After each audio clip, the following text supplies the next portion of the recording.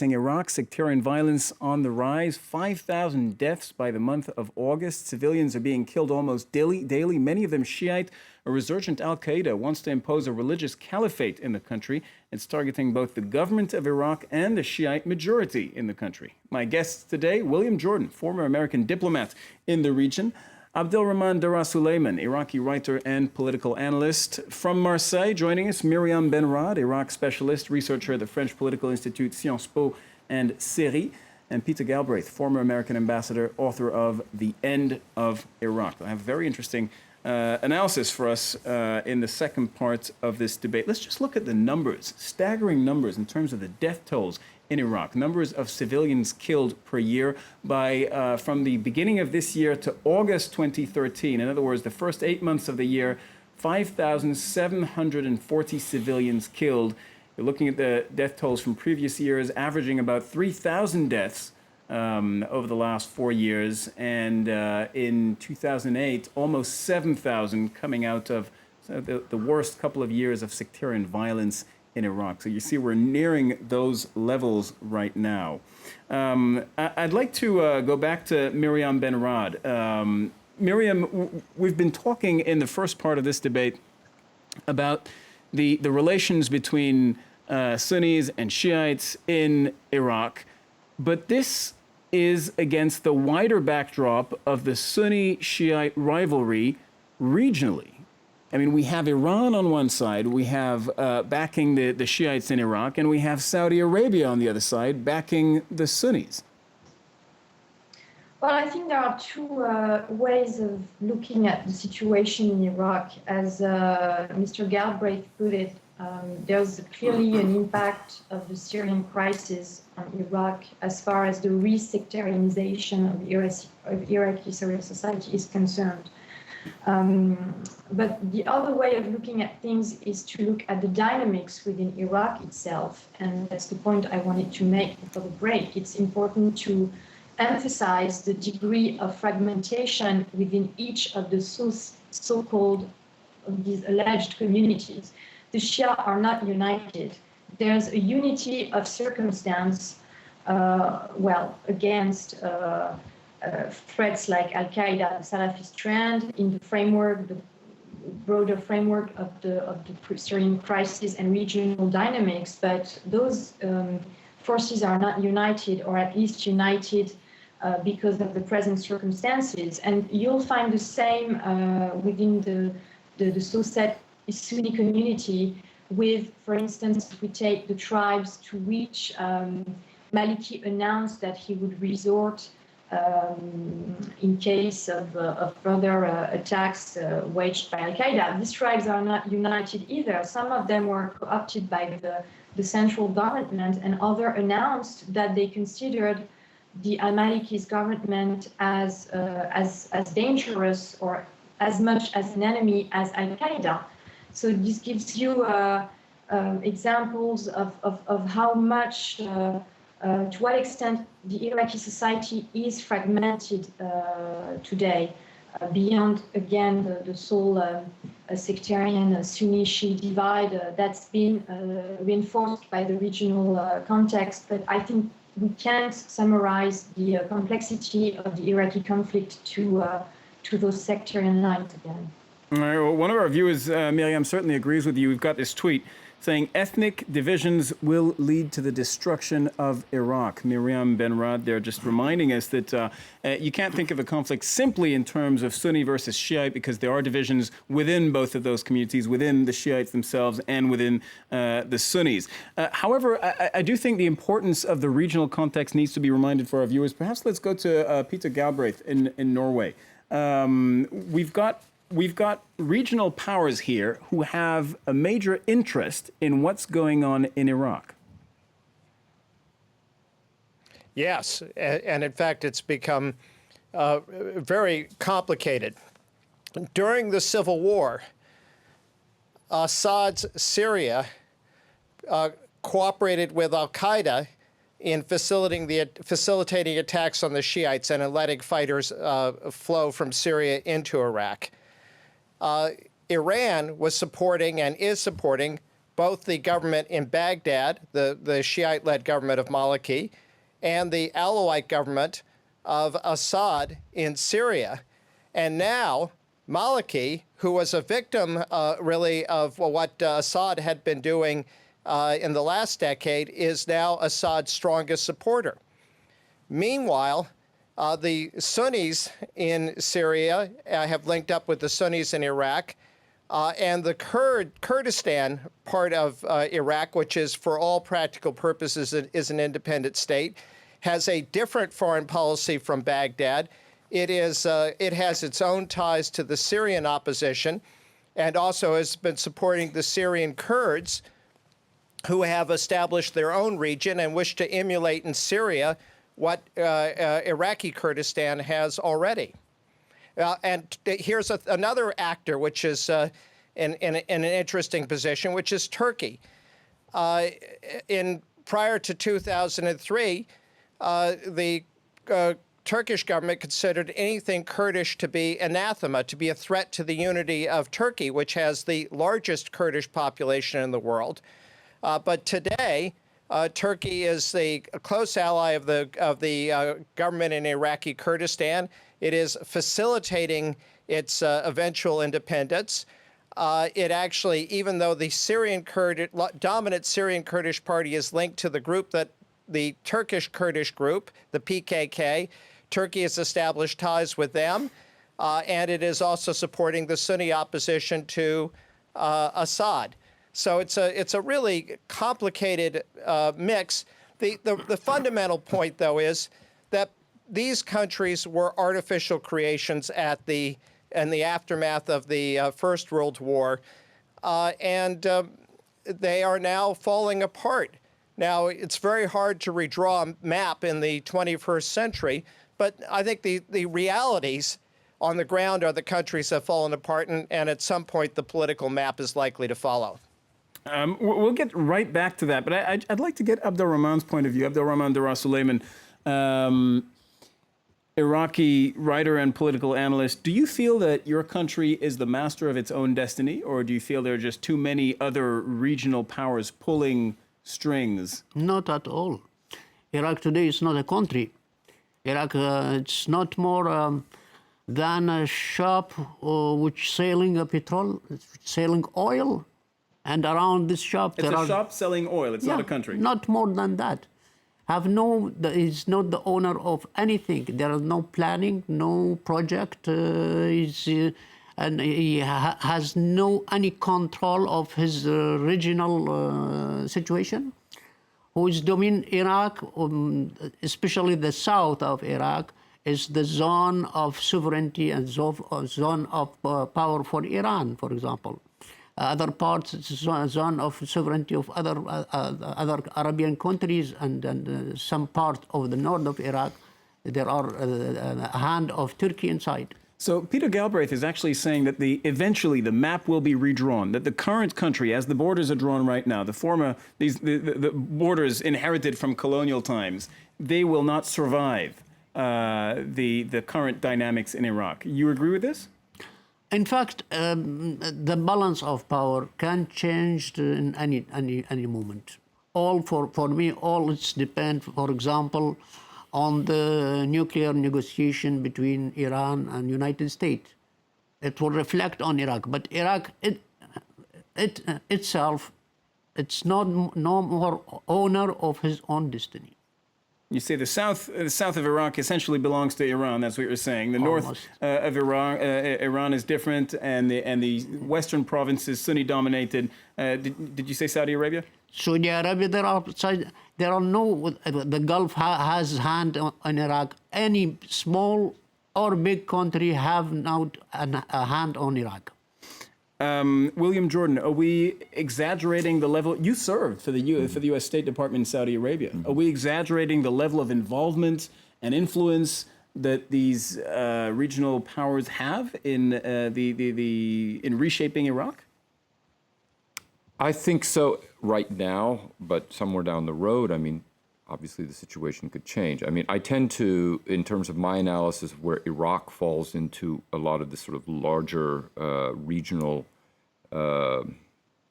conflagration that's happening, where I think the center of attention is on Syria and correctly on Syria. I think that Iraq has been something of a secondary theater in terms of any major momentous reshaping of the region. I mean, because Iraq has, as Dr. BENRAAD pointed out earlier, a very volatile internal dynamic of its own. And there are a lot of things happening there where, in fact, I mean, Iraq, in terms of its constitutional reinvention following following the American invasion, set itself up as a different sort of state, that would incorporate the idea of these different ethno-sectarian differences. So you would have autonomy devolved to these different regions.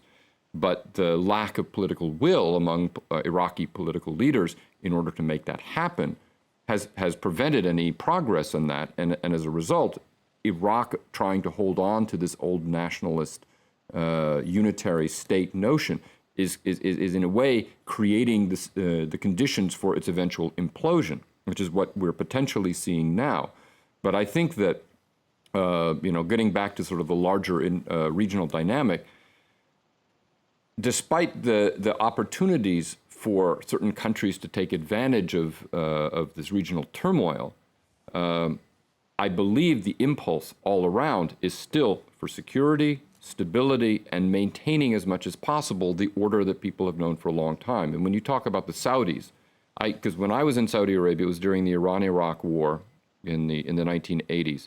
The one thing the Saudis were most frightened of was that would spill over into the eastern part of the Kingdom of Saudi Arabia, which is, of course, where the oil is produced. They did not want to have to see Iraq fall apart, Iraq occupied by Iran, Iran in some kind of a triumphant mode in that immediate region. So they wanted to contain Iranian influence in Iraq. Exactly, and I think that when you talk about Turkey and how they regard the Kurds, I think that this evolution of views that Ambassador Galbraith has talked about is very pertinent, but it reflects a tactical shift on the Turkish part, where they realize that in order to maintain Turkish security interests, I think they have been more willing than they've ever been to accommodate some kind of Kurdish identity in the region as the price to pay immediately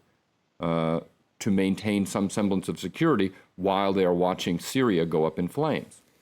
Myriam BENRAAD in Marseille, how do you think the Iraqi political elite views this outside interference? I mean, we have three guests who've just told us to varying degrees that Iraq is heavily influenced by regional powers. We've got Abdelrahman here telling us Iraq is not a state. Mr. Galbraith saying Iraq in its current shape will not survive. How do you think this is all being perceived? This is all part of the conversation on Iraq. How is it being perceived in Baghdad? Do you think the Iraqi political elite is ready to let their country essentially go down the drain? Well, you raised several questions, and I think that those questions point to the various contradictions that Iraq as a state since the fall of the Ba'athist regime has been going through.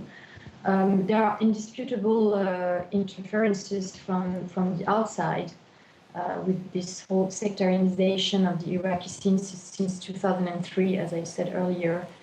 And some of the parties in power today, like the Dara party, the Kurdish parties, so the former opponents to the Ba'athist regime, during their exile, built a number of networks and friendships abroad, well, in Iran, obviously, but also with other countries.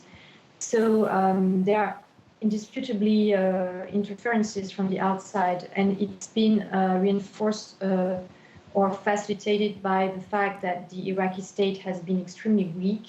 It had been weakened during the embargo, and it basically collapsed in 2003. So the Iraqis are still struggling to this day to restore a functional and legitimate state. Myriam, I suppose my question is this. Is there anybody within the Iraqi political elite that is resisting these outside Well, yes, interferences. There is a fluctuation that is clear between, being influenced by a certain number of, again, regional dynamics and regional interests. But there's clearly a sovereign reflex from the Iraqi elites, and we've seen that in the way they dealt with the U.S. withdrawal and the negotiations they had with the Americans. And it's been, I would say it's been the same within the regional context, with Iraq willing to play a bigger role within the Arab League, within OPEC, within a number of regional organizations. So there is some sense, then, you're saying, of Iraqi national unity. There is still a sense of Iraqiness, and there is still, yes, of course, there is still an Iraqiness, and there is this sovereign reflex that is extremely clear. And that's also why I said earlier that Iraq is dealing with its own demons within its borders, and not only. I mean, you can't just see Iraq as a country that would in somehow follow regional evolutions and not have its own internal evolutions. But there is a contradiction, and it's the same contradiction that you'll find between the trend towards more centralization, a return to a centralized state, which has been the position of al-Maliki for some time, and the more federal, regional trends that you can observe at the peripheries of the country. So in Kurdistan, obviously with the regional government that is autonomous, but also in southern provinces. And Iraq has always been historically marked by those contradictions. It's nothing new. It's there since the British occupation. All right, Mr. Galbraith, is there a positive outcome to this? Because the scenario, the picture we've been painting since the beginning of this show is pretty bleak. Al-Qaeda, for the moment, the government doesn't really have a policy to deal with them, be it from a nation building perspective in terms of improving socioeconomic conditions, or be it from a purely military security standpoint. And we've also seen that much of Iraq right now appears to be influenced by outside regional powers. You say the country is going to implode. Is there a positive outcome? Is there any way Iraq can be fixed? Well, you're assuming that the maintenance of Iraq is a positive outcome. If we were talking to the Kurds, there aren't any Kurds who want Iraq to continue. They all want to have an independent country called Kurdistan in northern Iraq. Is that a bad thing? I don't think it's a bad thing. And the reason... So you're saying perhaps the best way to fix Iraq is to break up Iraq in several different parts? Well, when countries break up, I mean, who regrets the end of the Soviet Union? It was something that wasn't wanted by the non-Russian parts. And should the Sunnis be subject to rule of the majority of the Shiites when the Shiites define themselves by their religion in a way that the Sunnis feel excluded? I think arrangements which provide for great autonomy for the Sunni regions make a lot of sense. Iraq has the constitution it does and the weak central government by the design of its various peoples. This isn't an accident. It's something that the Kurds, for example, very much intended. And in fact, it was also intended by what was at the time the largest Shiite party, then was called the Supreme Council for the Islamic Revolution in Iraq. And it's not that the outside powers are coming in interfering. It is that the parties within Iraq are looking to the outsiders for trade relations and for political support. And more or less the same phenomena is underway in Syria. I don't think it would be a desirable outcome if the revolution succeeds for it to impose a centralized state on the Alawites, who I think understandably would fear genocide. And likely outcome in Syria is that you're going to have, even if the revolution succeeds to some extent, I don't think it will be able to dominate the Alawite regions. And if Assad prevails, I don't think he's going to be able to dominate the Sunni regions. That is the reality. Similarly, in Iraq, I don't think that the Maliki and the Shiites are going to be able to dominate the Sunni regions. The Sunnis, I don't think, can regain power. And of course, the Kurds won't tolerate any central government presence. Well, that's the reality. And so then it seems to me it makes sense to look at political constructs that fit that reality. Mr. Galbraith, you're essentially saying if no one side can win, the Sunnis or the Shiites, then the best thing for the country might be for it to break up. And I could see while you were speaking, Mr. Suleiman, nodding. You told me when we were preparing this show that in 2000... Can I just add... Sorry, go ahead. No, I just say it's not desirable for one side to win. So, you know, the notion that holding together a country against the will of some part of its population is a good outcome, I don't think that's the case. All right, so let me put this then to Mr. Suleiman, who told me when we were preparing this show that in 2003, when Saddam Hussein was toppled, you once again started dreaming that perhaps your country would become one strong nation with a strong liberal-style democracy. That was 10 years ago. It hasn't materialized. Have you stopped dreaming? In fact, actually, in this context, the dream is transforming to a nightmare. Because we dream, instead of Saddam Hussein, we dream during 40 years for one state of law, for one country based on citizenship. In fact, the political elite today, whom governing today in Iraq, are losing totally their credibility. There are no other solution outside the election. There are no other solution outside the political processes. But the aim or the hope which coming also from the United States and the international community to stop supporting this kind of Sunni Shiite parties. Iraqi people have the democratic personality, have intellectual, have a good party, have a liberal, want to aid their country to build their country in best conditions. Our role, our aim is to continue our conflict during the election. We have no other solution. But if we count only on this political party, which govern us by name of Shiite once and Sunni to another time, surely there are no solution. Do you see the country breaking up, as Mr. Galbraith did? If it continue like this, surely it will going to worse and worse. Mr. Jordan, a pretty bleak perspective. No, I think... Actually, probably Mr. Galbraith would say perhaps not, because his whole argument was people can't be forced to stay inside one country against their own will. No, it's bleak, and from when he was ambassador, I mean, Peter Galbraith, I think, would remember, you know, how painful and how difficult the breakup of Yugoslavia was, and in a way, you have, I think, a similar sort of historical moment. I agree with everybody who says that we're at a historical moment where a lot of the things that were set down after World War I in terms of drawing colonial era maps on a region that was not clearly defined, we're there and we're having to deal with some of this, notably because of what's happening in Syria now and what's been going on in Iraq since 2003.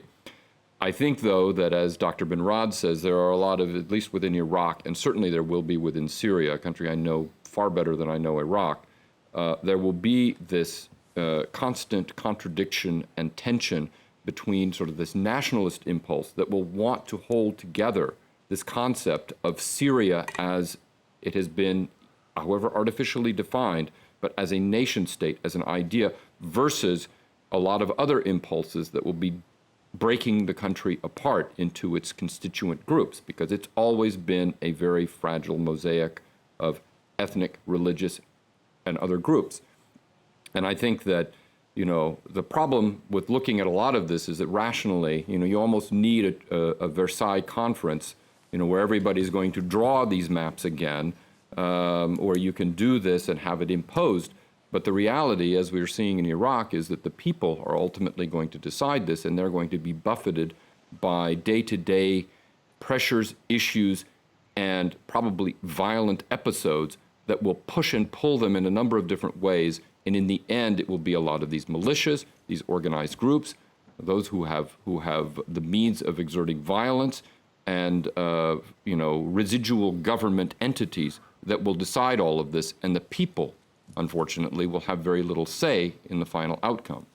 It sounds like at the end of the day, you're saying groups such as Al-Qaeda, who want to impose a religious caliphate and want to bring down the country as it exists today, could end up getting their way. They'll get their, I think they can get their way in terms of the terrorist group getting its way by continuing to sow discord, dissension, violence, and chaos. But in terms of imposing their vision of a caliphate, whatever ideologically they claim to be adhering to, no. And I have said for a long time, whether you're talking about Syria, Iraq, or other places in the Arab world, Salafist groups like the Islamic State of Iraq have no place in the region over the long term. The problem is that in the short to near term, you don't have the political will and the socioeconomic conditions to be able to consolidate state institutions and create the structures where people can actually, as it were, stand up to them. I mean, absent something like we saw in Iraq in 10 years ago, when the United States organized groups to stand up to them within the Sunni community. All right, William Jordan, thank you very much. I'd like to thank all our guests for joining us today for this debate, Can Iraq Be Fixed? You can see it again on our website, France24.com. Thank you to Mr. GALBRAITH, Ms. BENRAAD. Thank you very much to you for watching the France 24 debate.